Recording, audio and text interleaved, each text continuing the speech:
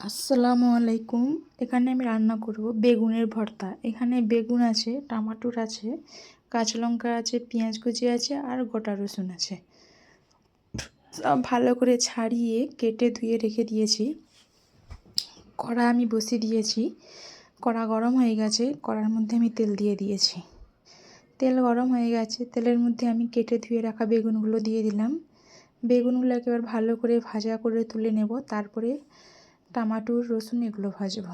এদিকে বেগুনগুলো সব দেওয়া হয়ে গেছে। বেগুনের মধ্যে আমি অল্প পরিমাণের হলুদ গুঁড়ো আর নুন দিয়ে ভালো করে নাড়াচাড়া করে নিচ্ছি। নাড়াচাড়া করে ঢাকা দিয়ে রেখে দেব। ঢাকা দিয়ে রাখার পরে হালকা হালকা লাল হয়ে আসলে, সেদ্ধ হয়ে গেলে আমি বেগুনগুলোকে তুলে নেব। ঢাকা দিয়ে রেখে দিয়েছি। এদিকে বেগুনগুলো এক পাশে ভাজা হয়ে গেছে।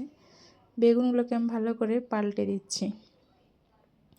পাল্টে নাড়াচাড়া করে আবার কিছুক্ষণ রেখে দেবো। আর একটু ভাজা ভাজা হয়ে আসলে নামিয়ে নেবো। দেখতে দেখতে বেগুনগুলো হয়ে গেছে। একটা প্লেটের মধ্যে বেগুনগুলোকে আমি নামিয়ে নিয়েছি। ওই কড়ার তেলেতে আমি টমাটোর আর রসুন দুটোই দিয়ে দিয়েছি। টমাটোর একদিকে ভাজা ভাজা হয়ে গেছে আর রসুনগুলোও ভাজা ভাজা হয়ে এসছে। এবার দুটোই আমি আবার নেড়ে চেড়ে উল্টে পাল্টে দিয়েছি।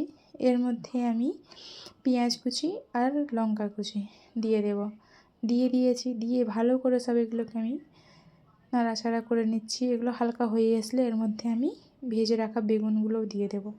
দেখতে দেখতে পেঁয়াজ, কাঁচা লঙ্কা, টমেটো আর রসুন হয়ে এসছে। এর মধ্যে আমি বেগুনগুলো দিয়ে দেবো। দিয়ে ভালো করে খুন্তি দিয়ে খুঁচে খুঁচে এগুলোকে আমি মাখা মাখা করে নেব। মাখা মাখা এদিকে হয়ে গেছে।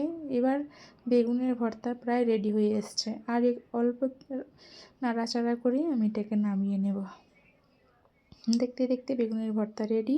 আমি একটা প্লেটের মধ্যে ঢেলে নিয়েছি। উপর থেকে হালকা পরিমাণের আমি সরষের তেল দিয়ে দিয়েছি। খুব স্বাদিষ্ট হয়েছিল। কেমন হয়েছে আপনারা জানাবেন। আর সবাই ভালো থাকবেন।